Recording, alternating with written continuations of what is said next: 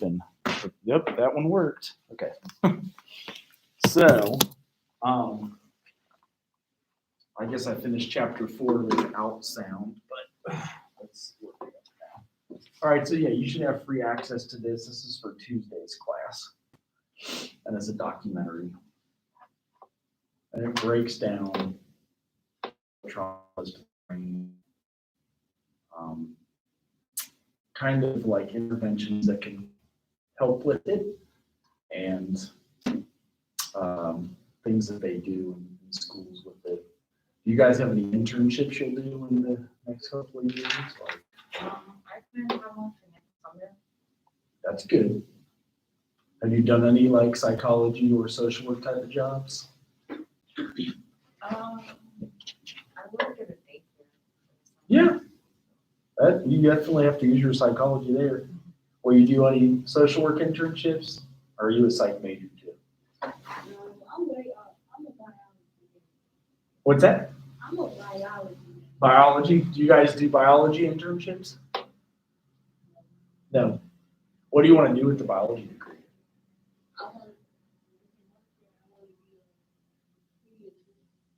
Oh yeah, go to medical school? Okay. That would be sweet. I started out actually as pre-medicine and natural sciences. So the biology classes were really hard. I noticed I'm more of a social sciences guy. How'd you do with the biology and chem the first semester? I got killed this semester. I didn't have Really? Which ones did you have, like the intro to speech and like public speaking and English? Did you do fine in those, I guess? You're like, these are easy, which is what I notice. And for me, it seems that they use chemistry and biology as like the weed out classes. Have you ever heard that? They like weed you out, which is fine if you realize that you don't want to do it. I ended up changing my major to psychology. I got a psych degree. I wish somebody had told me about social work. Because of the licensure stuff, I would have doubled in social work, but instead I doubled in theology, which you really can't get a job in. So, and a lot of our values and ethics were actually bioethics. When we were in social work graduate school, they used bioethics and like who should get the heart donation, who should get the lung donation and kidney donation, and kind of how they figure it out. Should you give an alcoholic with no kids or a dad who's got 4 kids, but maybe abuses pain pills? Like there's all these like ethical questions that you figure out about it. So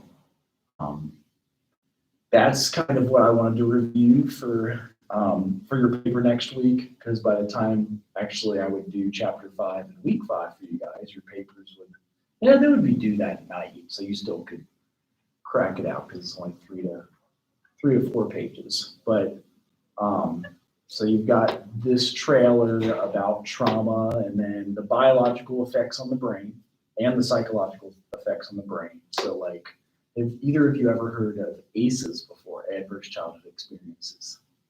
No? Okay. Well, let me at least start with these about values and ethics, our belief system. Ethics is where it's concerned what is right. And I have a trailer on ACEs that actually, it's a medical doctor. So if you want to go into medicine, her name is Dr. Nadine Harris, and she is amazing about ACEs. And that'll be a little intro for you guys for this. And hopefully it won't shut down. You can't hear anything again? That's so weird. I wonder if it's right. No mute. Oh, they said I can't hear anything. Never mind. So maybe it was their sound all along. So yeah, for your paper, it is going through your ethics and values in social work. Some of these could be like Dr. Nadine Harris. You guys have a lot of classes where they use Kahoot, so you get to like answer on your phone a lot or something, or they set it up and you log onto a link on Kahoot and they're like, here is a way I can get you to engage on your phone with class. All right, have you guys ever seen this woman? Her name is Dr. Nadine Harris. She studied biology in undergrad. She wanted to become a medical doctor and she became a medical doctor. And she also does a lot of psychology. She's pretty much the leading author on a lot of these studies about trauma in the brain and then the ethics of what we should do with trauma in the brain. So I kind of wanted to get her, and hopefully it won't kick out Welcome to the next level. my YouTube video. Sometimes they're like, this is copyrighted material. That's why I can't show paper timers, except for the trailer. In the mid-90s, the CDC and Kaiser Permanente discovered an exposure that dramatically increased the risk for 7 out of 10 of the leading causes of death in the United States. In high doses, it affects brain development, the immune system, hormonal systems, and even the way our DNA is read and transcribed. Folks who are exposed in very high doses have triple the lifetime risk of heart disease and lung cancer, and a 20-year difference in life expectancy.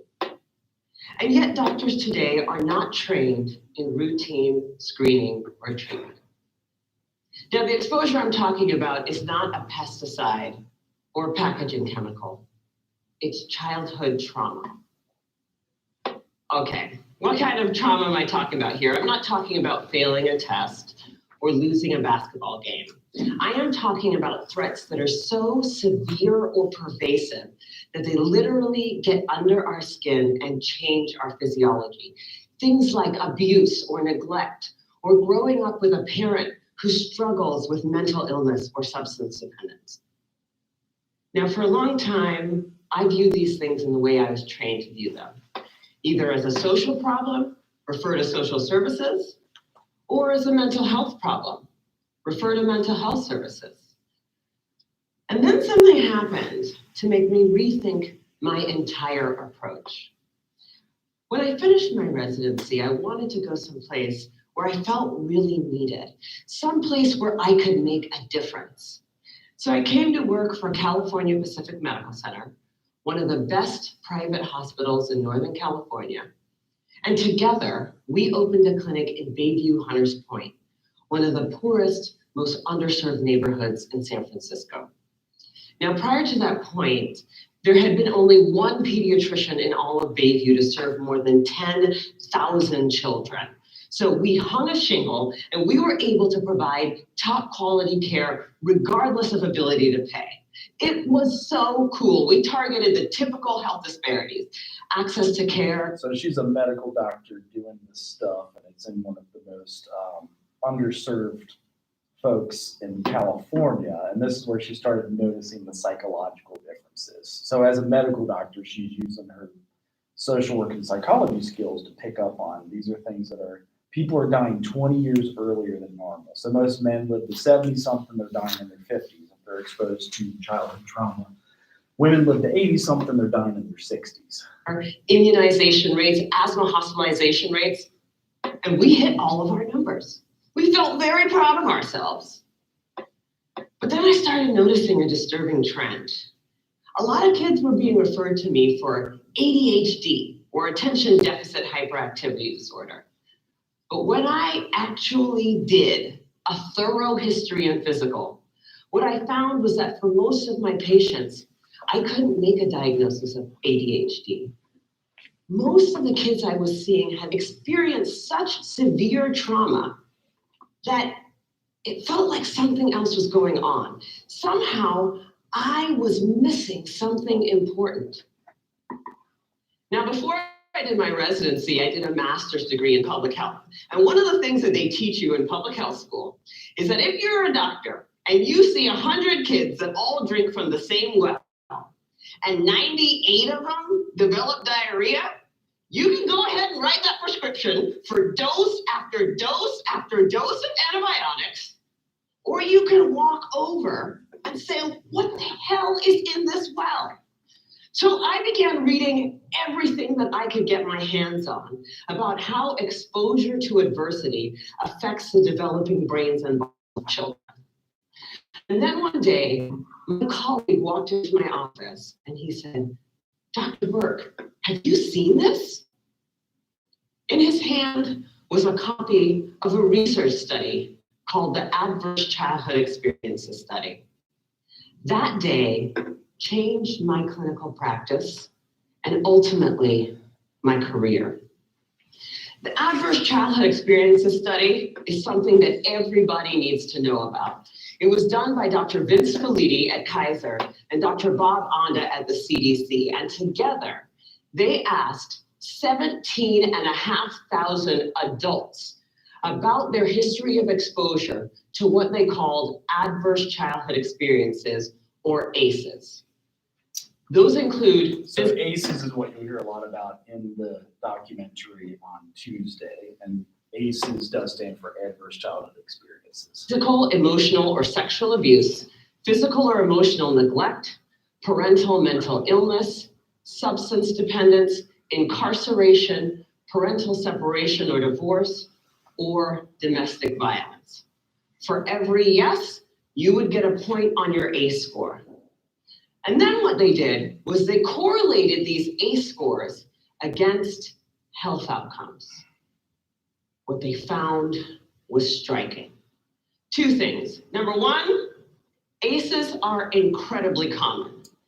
67% of the population had at least one ACE, and 12.6%, 1 in 8, had 4 or more ACEs. The second thing that they found was that there was a dose-response relationship between ACEs and health outcomes. The higher your ACE score, the worse your health outcomes. For a person with an ACE score of 4 or more, their relative risk of chronic obstructive pulmonary disease was 2.5 times that of someone with an ACE score of 0. For hepatitis, it was also 2.5 times. For depression, it was 4.5 times. For suicidality, it was 12 times. A person with an ACE score of 7 or more had triple the lifetime risk of lung cancer and 3.5 times the risk of ischemic heart disease, the #1 killer in the United States of America. Well, of course, this makes sense. You know, some people looked at this data and they said, come on, you have a rough childhood, you're more likely to drink and smoke and do all these things that are going to ruin your health. This isn't science.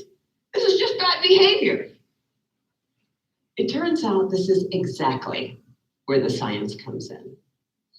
We now understand better than we ever have before how exposure to early adversity affects the developing brains and bodies of children. It affects areas like the nucleus accumbens, the pleasure and reward center of the brain that is implicated in substance dependence. It inhibits the prefrontal cortex, which is necessary for impulse control and executive function, a critical area for learning. And on MRI scans, we see measurable differences in the amygdala, the brain's fear response center.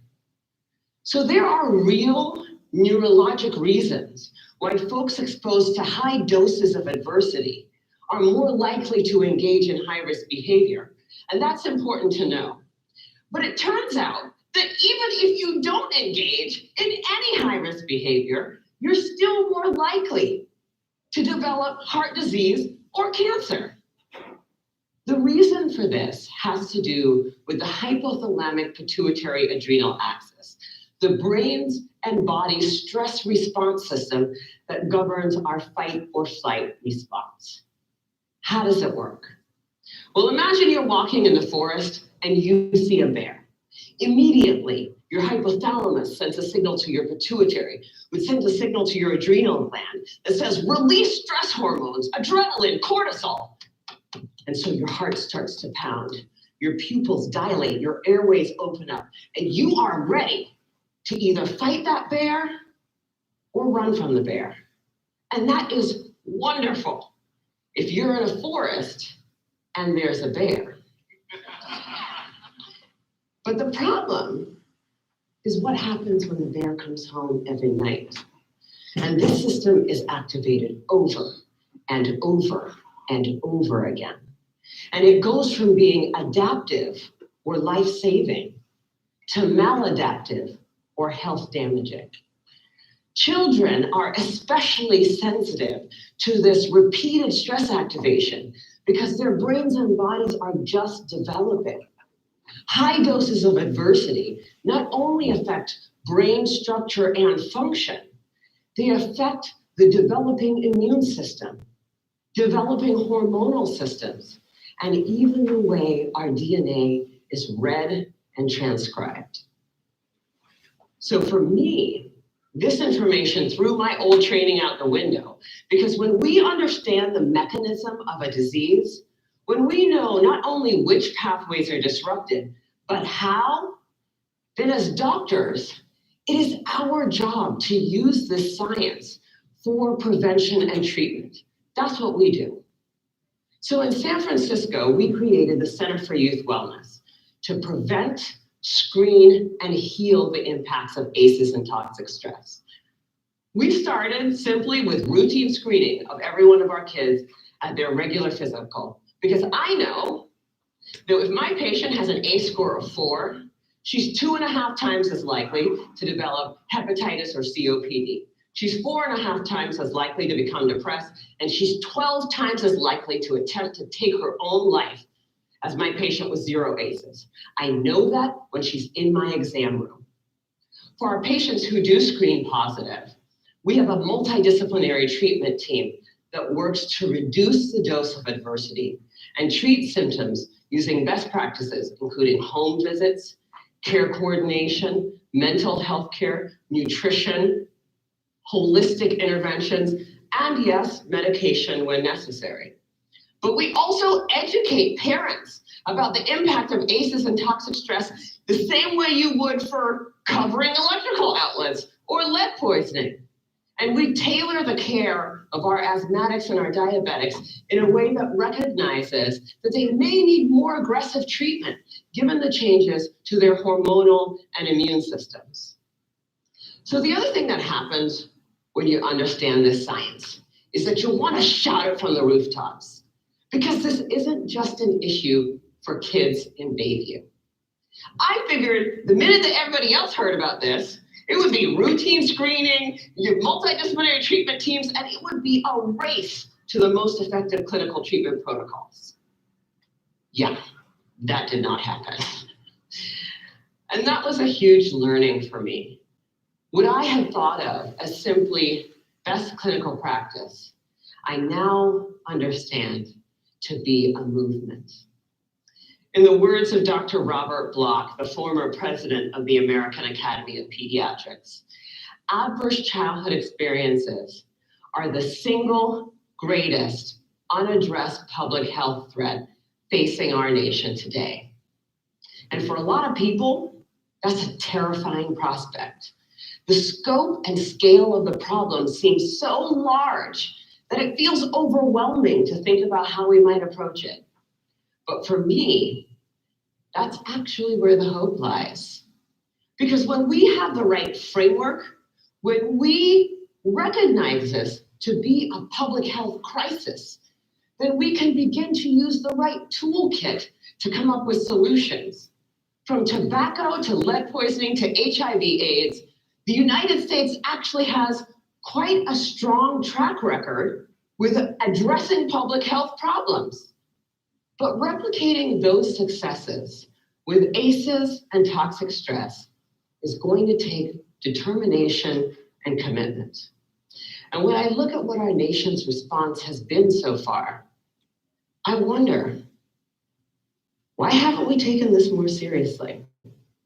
You know, at first, I thought that we marginalized the issue because it doesn't apply to us, right? That's an issue for those kids in those neighborhoods, which is weird because the data doesn't bear that out. The original ACEs study was done in a population that was 70% Caucasian, 70% college educated. But then The more I talk to folks, I'm beginning to think that maybe I had it completely backwards.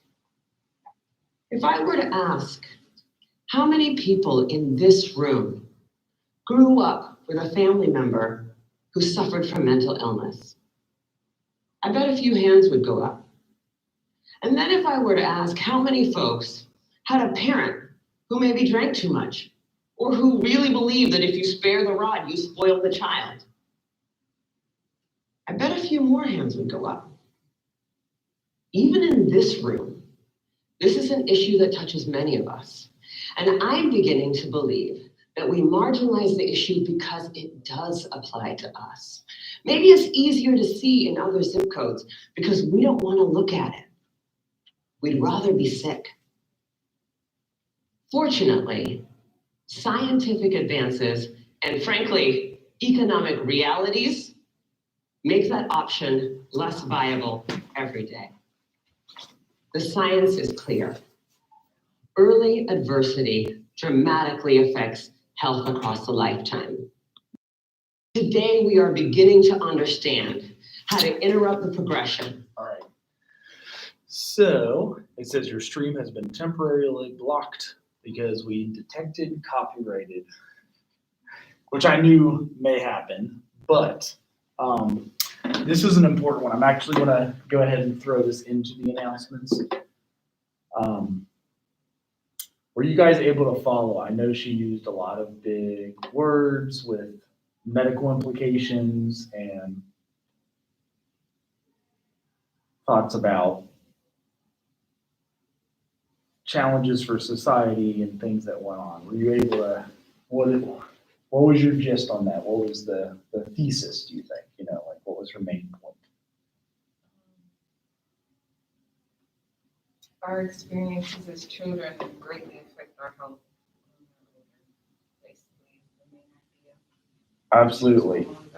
Yep. And not just mental health, you know what I mean? Like she's breaking it down that it is not just our mental health, but it does something to your body that like increases your cortisol, and then your brain is doused in cortisol, and that can kind of mess us up. That can kind of challenge us with different things. And okay, that's sent out as an announcement. That's good. And she is a medical doctor, and she was the one. So that study was done about 20 years ago. When were you guys born? Like either 01 or 02? Were you 02? 03. So she is reading the original study that was about the time you guys were born, and that was by Folletti. It says your stream is no longer blocked due to copyright issues. Okay, well, welcome back. I sent out the video. We stopped at a minute short. It'll probably ask me to like cut that part out. You guys have already watched it, obviously, but those that are watching online may have to watch through the announcements. That's your intro to adverse childhood experiences, what trauma does to the brain. The documentary for Tuesday is actually how different like alternative schools work with kids that have a lot of ACEs. Did you guys ever have alternative schools in where you grew up at high school? What were they like? Did you ever hear about them? Were they like not great, or all the bad kids went there? Oh, I heard. Well, I alternative schools, like the bad kids, like who follow people. Right. So that's kind of what this school is that you'll watch about on Tuesday. It has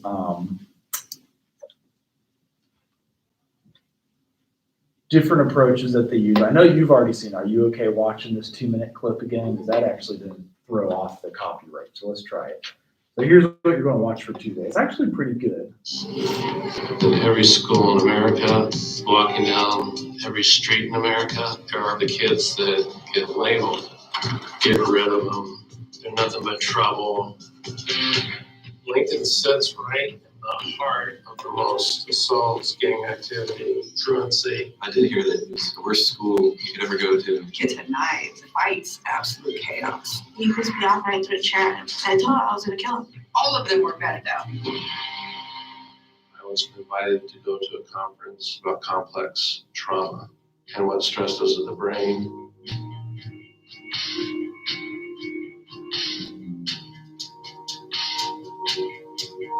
The behavior isn't the kid. The behavior is a symptom of what's going on in their life. My mom was like, Gator Shanley. She's the only thing I had. And for her to abandon me like that, his coping mechanism was drinking a ton, smoking a ton. I remember one night, I didn't want to be alive. It hit me, and it hit me really hard. You have to unconditionally love them, and you have to believe that their behavior might be out of their control. I love playing guitar with several of these guys. Feel like that's almost as strong as anything we've ever done in class. After that, he wasn't only a disciplined figure, he was a friend. Half of those student bodies had over a 3.2 GPA.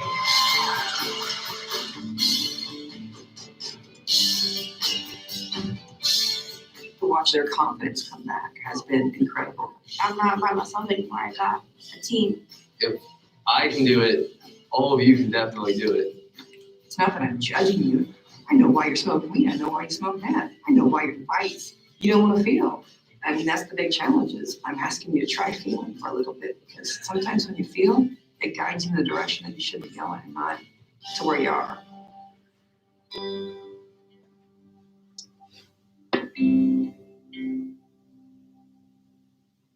So that is the documentary. It is, I think you can watch it free, even without Amazon Prime. It just has like some ads that you would go through. I'm going to tie that back into like values and ethics, because as social workers, knowing all of this, what the medical doctor said, psychologists, psychiatrists, and counselors all say that adverse childhood experiences do affect the brain, but they're also beatable. You can go get therapy, you can go get help with things, and they're beatable. So as a social worker, I need to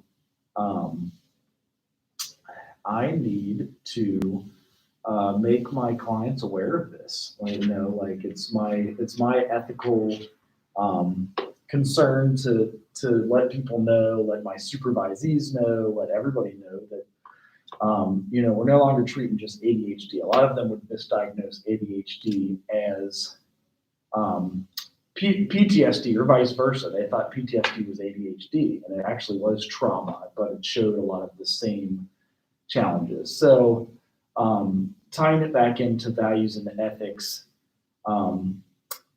we'll get through this PowerPoint because this will be used for your paper due in a week. So the value base of social work. So we have a focus shift from morality of individual clients to moral imperatives of the social work profession. So instead of calling all those kids, you know, the bad kids, maybe seeing why they're acting that way, why their parents struggled because their parents struggled, and it's kind of passed on genetically throughout the generations. So we don't look at their morality and their bad and whatnot. We kind of look as social workers, how can we serve them and do what's morally right? So the value base of social work. Social work values reflects beliefs about the nature of humankind, change, social justice, intrinsic dignity, and then the worth of human beings. So instead of like, you know, it is normal, especially, you know, to be annoyed if I'm gonna hurry going somewhere and I'm all dressed up and then some dude comes up and begs me for money. And, you know, like, it helps the social worker to understand where that came from. You know, it's not like a direct attempt on me to take my money, whatever. Like, this is somebody who may be homeless and struggling because they never were taught proper ways to get into college, to finish high school, to get job training skills, things of that nature, the social justice piece, the dignity and worth of humans. So seeing them as human. Here's some of the value context of social work. We consider not just one or two systems, but we consider the entire system. So we have a value system of society, value of the social work profession, the value of our agency that we work for, whether it's a medical doctor, a psychologist appointment that we have, then our client system, people that we see, and then evaluate the nature of personal and social work problems. And we look at all of these and how they're interconnected. So here's some of the big ones, like as a socio-political context, that's the big overarching theme where our clients come to the agency from and they bring us the problem. So this is the client system bringing us the problem as the social worker in our agency, and then how society started in the first place. So we try to look at everything instead of like, oh, he smokes crack because he's an addict. And it's like, well, why is he an addict? Why does he have the genetics of an addictive personality? Does he have 4 or 5 ACEs? And you can take the ACEs quiz online for free. That's actually something, because they said almost 80% of us all have an ACE. So ACEs quiz free. Just to see which ACEs, and here's some of like the questions that they have on it, and they give you your score. So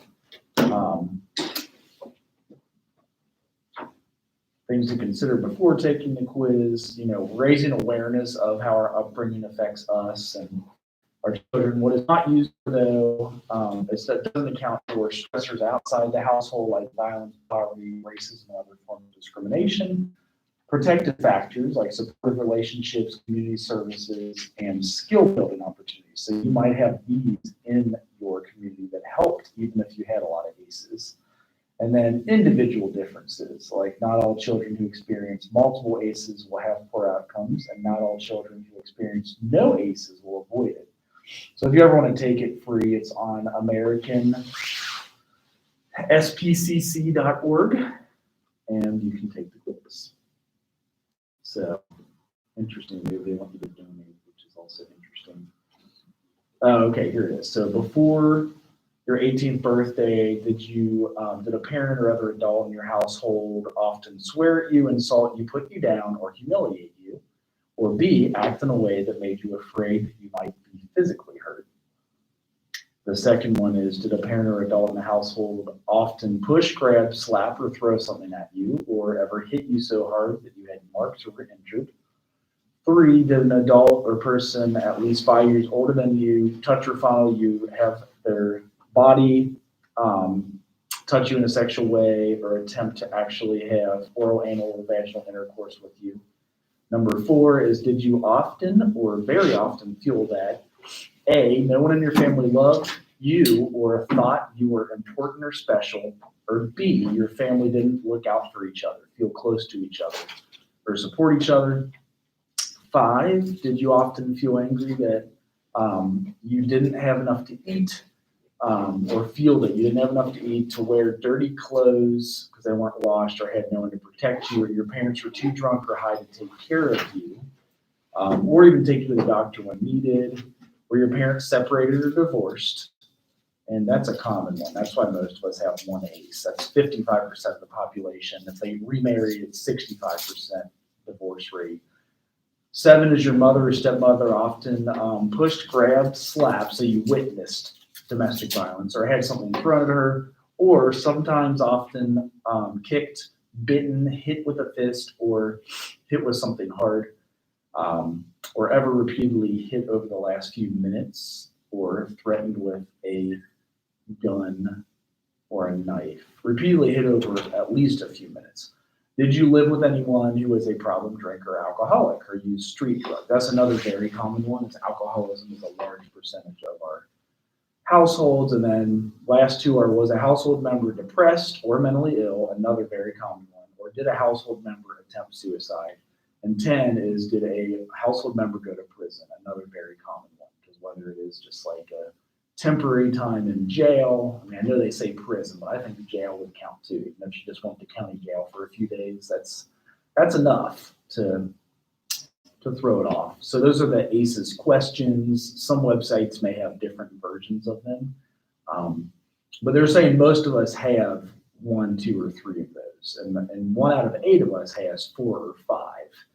And I would say, you know, in the psychology field, and even those who go to grad school, it is very common to have 3, 4, or 5. So for your paper, here's a social work code of ethics. You just look up the code of ethics. That's what we looked at 2 days ago. This is where it defines ethical, legal responsibilities to your clients, to your colleagues, and then practice settings. And then social work code as professionals to the social work profession, to the broader society.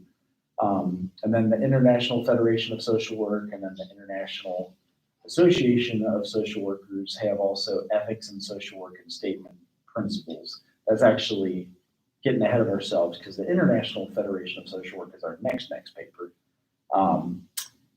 So for your ethical principles, there's acceptance, individualization, the purpose of expressing a feeling, non-judgmentalism. That's one that I struggle with a lot because a lot of times we have clients come to us as a psychologist, as a doctor, as a social worker, and you're like, what the hell's wrong with you? Like, why you got, you know, and like, I'll judge them immediately. And it's like, all right, keep that in my judgmental brain and get to the empathetic brain. Like, dude, they had a really tough upbringing or past few weeks that really made it hard. You know, even after like natural disasters. Did you guys have any natural disasters growing up in your community? Either tornadoes or floods or the Flint water crisis comes to mind.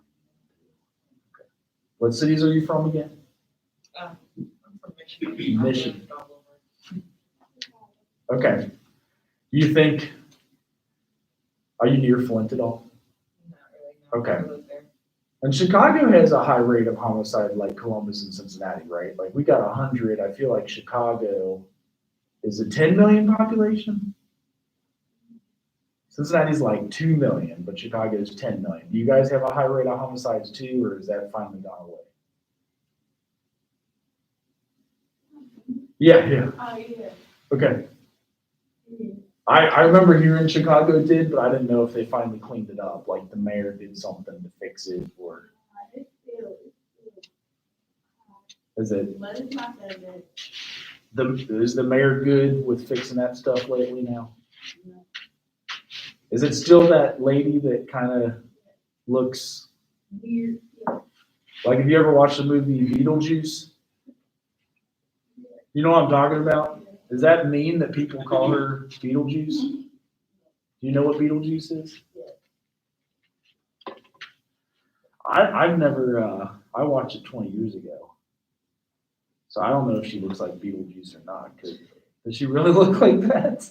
The mayor of Chicago? No. I don't know why they say she looks like that, but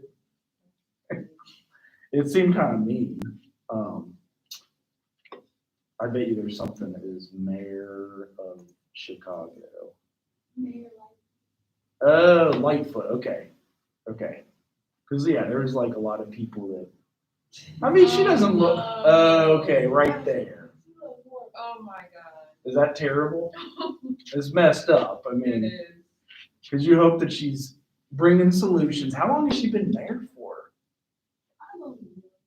She, yeah. So now you get to vote for her this time, right? Or against her. So yeah, anyway, Chicago's, and usually they do make it a mayor thing. Like in Cincinnati, when we had over 100 homicides, that was a new record. We blamed it on the mayor. And we got funny jokes about our mayor too, is he kind of looks like the Oompa Loompa Willy Wonka dude. He's like this tall or this tall. So people make fun of mayors no matter what. You know what I mean? They make fun of the president, they make fun of a mayor, and it's so again, non-judgmentalism, that's where it comes in big time. It's like our normal human brain is to judge people. Like that mayor looks funny, or this client is stupid, or we don't think about like their full-on history. So in social work, and really psychologists too, and doctors, they have the Hippocratic Oath, where we're supposed to serve people no matter what. So the last few slides here, the ethical principles of social work. We also consider control, emotional involvement, self-determination. We try to give people access to resources. We honor confidentiality, and then accountability, like with our supervisors. So here's kind of the effects of all of those, like to be, on this side, this is when we empower our client. On this side, this is when we let them be victims and they don't find a solution. So if we do the positive manifestation, have a good effect, we affirm their individuality and appreciate diversity. If we do the opposite, we stereotype and use denigration, labeling, and then there's even impotence and self-fulfilling prophecy. If we promote self-determination, which we said last week is like helping them to help themselves, when we help that, we develop attitudes or alternatives and things that like help with their confidence and delineate roles. If we do the opposite, it's like control, we give them advice, manipulation, and paternalism. We have incompetence, failure to change, and dependency. So that's what we don't want as social workers. This is what we do want. The strengths perspective, active listening and empathy, that's how we communicate non-judgmentally with acceptance. If we do the opposite, we blame, pity, and have sympathy for people, but not empathy, and then we focus on deficits. And then you get folks that get mad, defensiveness and helplessness with you, and then these last few, so attain objectivity, ensure confidentiality, and provide access to resources. We help them with gaining perspective and affirm. If we don't do it, we have like coldness, distancing, and then bias, distortion. If we help with resources, like building linkages to developing policies and programs, if we do the opposite, there's like red tape, it's hard to get served. There's rules and regulations, discrimination, stigma, and lack of opportunity. So obviously as social workers, we want to do that side and not the opposite. So I don't want to say the mayor looks like Beetlejuice. That's not very nice. It's, I don't know when they started doing that either. It was kind of messed up. So do you guys have any questions about that? It won't make the class go longer if you do, I promise. I know that's always like, I don't want to ask questions. I want it to end right now. Let's see, somebody, oh, she said it logged off, but then now it is logged on. We could be online. That's what I was saying. You guys are smarter because you come in person and you like do your work and you turn it in on time and you get good grades, but they had problems. I had to restart it 3 times because online is not guaranteed. So this whole weekend could be online. You know, if you want to go watch it on YouTube, you can. I always heavily discourage against it because I would say personally, I would fail if I did that. Like I had my one online class and I struggled, but some people do great with online classes. How are you guys with them? A lot of my classes have been Are they? online. Yeah. Like psychology is? Really? How are yours? Like, so the online stuff you don't like. So you like them in person better. Right. The other thing is social work is not fully accredited online. So I am always here in person. Yes, I do stream it live. This is just because of coronavirus. So like if you got COVID or I don't know what their excuse is, I try not to dig into it. I know they're all here. They signed in. I don't see any of them responding to me. So I'm guessing they're not listening while I'm making fun of it. But no, I mean, obviously you can like learn and you can watch this and we have the PowerPoint up. I give that as an option because of COVID, but I think suiting up and showing up, like that'll teach you job skills, that'll teach you internship skills, people skills, but yes, you could watch it from home like this, like while you're in bed. Like I would fail out, but maybe you guys are smarter than we were 20 years ago and how to do that stuff. I totally suck online. I remember taking that online class and I was like, ooh, that's a rough one. So here's where you find the code of ethics for your paper. All you have to do is search for it because it's free. So it's usually on either socialworkers.org or NASW. Oh yeah, there's a PDF. So you can download it for free. Some people like the website look better because that's like small print, although you could zoom in with it. Some people like to go to like the NASW. Oh, they're revising it. which is always fun. And you can purchase a copy, or you can just go to the live link and look at it. So that's the gist of what you guys are doing. For your citations though, do you guys ever use Scholar? I use it a lot. Like if I went, these are the things that I published. I always try to find like, so I like this because you can cite them right here. And if you want APA, so American Psychological Association, it has to be used by all psychologists and social workers. And you can even do modern articles like since 2018 or related articles. And again, you can cite it. If you see it over here, that's the full text of it. So, and that way you can download it, save it, and print it out. Like if you like to highlight articles or do whatever you do. We have access through Central State University. So that's always kind of cool. You could print it or like make it a PDF or whatever you have. So yeah, that's why I like the, it already exists. If you want to replace it, sure. So yeah, and then if you quote this one again, you just go like that, and there's your APA. If you do like a direct quote in the middle of the paper, you could just do their last name and the year.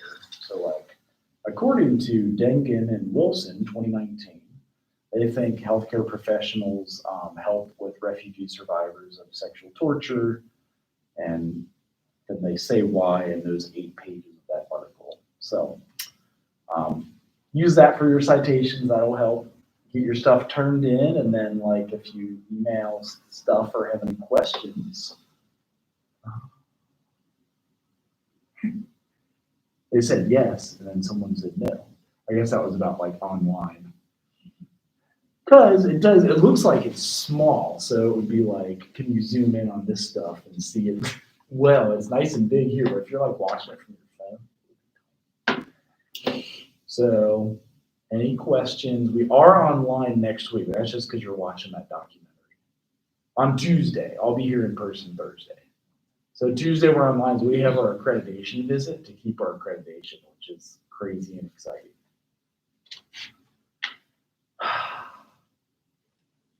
And if we stay accredited, it cuts out half a graduate school for you, which is super exciting for social workers. Like you get a social work degree, it cuts senior year is like you're in grad school. You do your internship, you study all your practice classes, and then you can start a program in June, right after you graduate, that ends in May. And you have a master's in social work and an independent license possibility. So, yeah.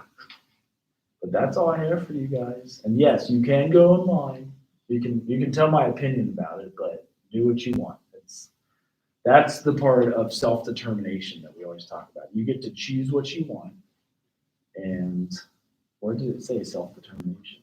Somewhere like non-judgmentalism. Yeah, there it is. So your own self-determination allows you to watch my class from bed until coronavirus is over. Do you guys think it will ever be over? I heard some big cities are ending masks because they know in November it'll affect their election. Both sides, Democrats and Republicans. So they're just ending it, and then they want to blame it on the other person. Like Democrats made it go forever. Republicans made it go forever. So it's interesting how they do that. Well, cool. That's all I have. If you guys, there's a little signing thing for you if you want. Yeah, I still get to know who comes in person because it's in red ink right there.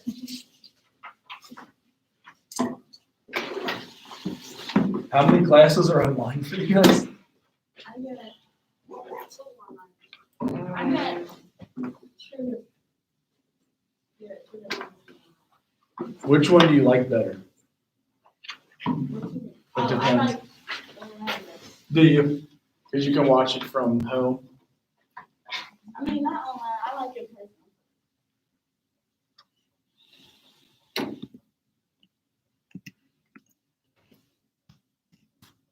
Somebody said, do they have a program like that in psychology, but only in social work? So it's, all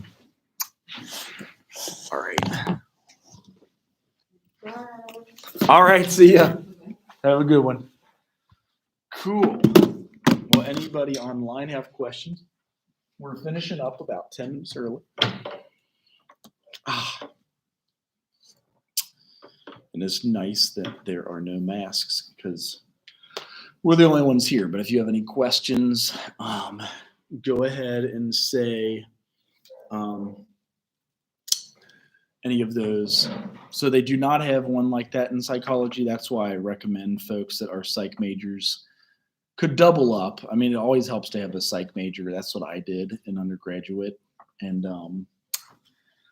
for whatever reason, social work's the only one that has it. Maybe they'll start it in the next 10 or 15 years, but not as of right now. So see you guys next week. Email any questions. We should have the access. Well, the information, yes, the information for the paper is in D2L, so it's all there already. And then when that's due Thursday, I'll put up the third one, so about every 2 weeks. And use Google Scholar. It'll help you cite and use references at the end. So see you guys soon and have a good one. Email any other questions for sure.